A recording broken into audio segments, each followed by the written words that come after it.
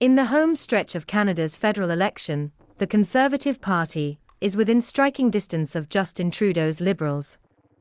Tacking to the centre under a new leader, they hope they can topple the two-term Prime Minister. A few days before Justin Trudeau called a snap election, Conservative leader Erin O'Toole sent a message to voters. He didn't want one. Canada was entering its fourth pandemic wave. Now's not the time for an election, he said. We can all wait and go to the polls when it's safe. At the time, Mr. Trudeau and his party looked poised to secure a majority in Canada's House of Commons, with high approval ratings and general support of his government's pandemic response. Mr. O'Toole was widely unknown to Canadians, and his Conservatives trailed the Liberals in opinion polls.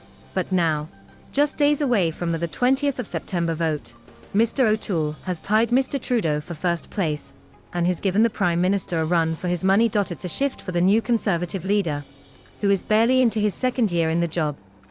At the start of the campaign, according to Abacus data, 40% of Canadians didn't know enough about Mr. O'Toole to even form an opinion about him.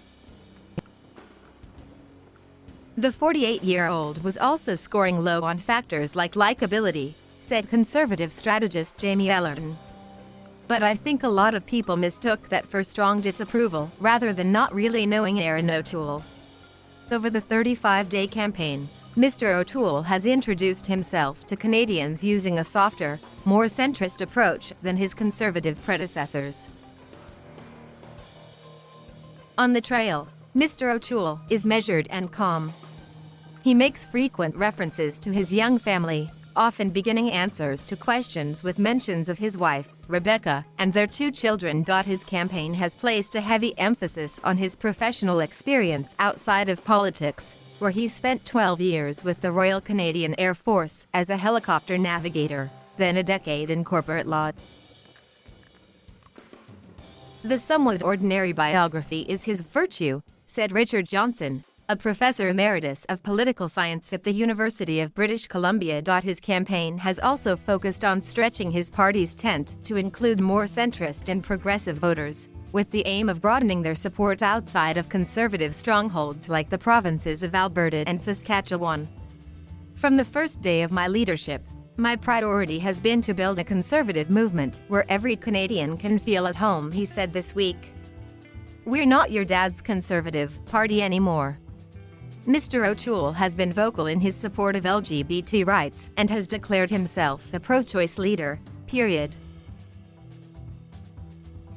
He has courted the country's unions, pledged to double the Canada Workers' Benefit, which helps low-income Canadians, and offered protections for gig economy workers.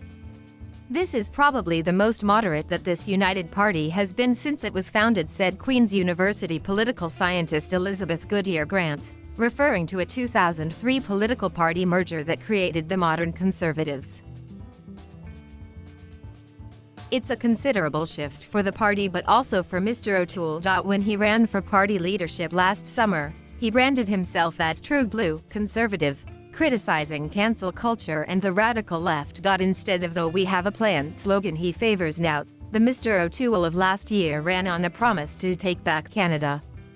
And he pledged to repeal a Liberal ban on certain assault-style firearms and to cancel Mr. Trudeau's carbon tax plan, promises he has backtracked on in the general election.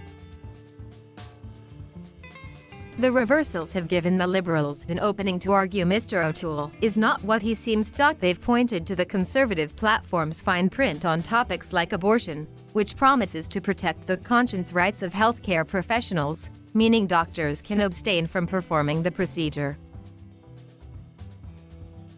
Pro-choice isn't power for doctors to choose.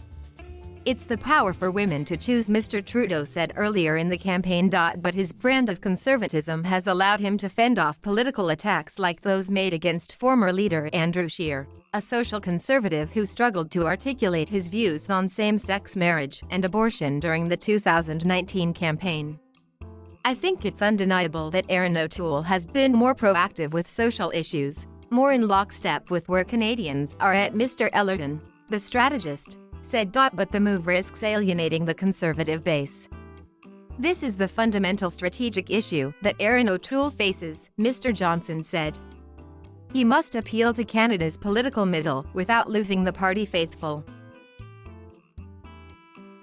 The worry has to be that just as he seemed to have betrayed the social conservatives in the party, so now he might be betraying the economic conservatives. This might be a bridge too far, he said. And it's unclear whether his everyman pitch has broken through with voters. In conversation with a dozen voters from Richmond Hill, a swing riding in the suburbs of Toronto, none seemed particularly excited about Mr. O'Toole, even among those who had voted for his party.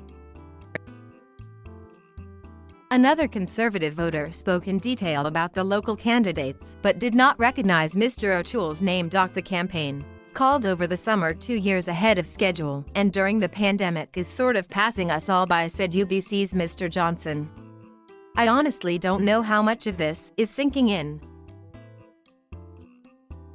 Low engagement could point to a problem for the new leader, whose chances of forming government will rely on ridings like Richmond Hill. The ring of suburbs around Toronto, dubbed the 905 for its area code, has more MPs than capital cities like Ottawa or Edmonton, and more swing seats than almost anywhere else in Canada.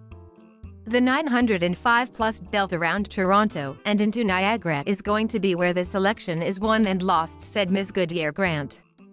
And with a few exceptions, this region tends to vote as a bloc. How Mr. O'Toole performs on Election Day may determine both his fate as leader and the future of the Conservative Party, whether it will follow Mr. O'Toole on his march to the centre. Monday will tell us whether that's starting, Ms. Goodyear-Grant said, or whether that's even possible. Thank you for watching. Please subscribe.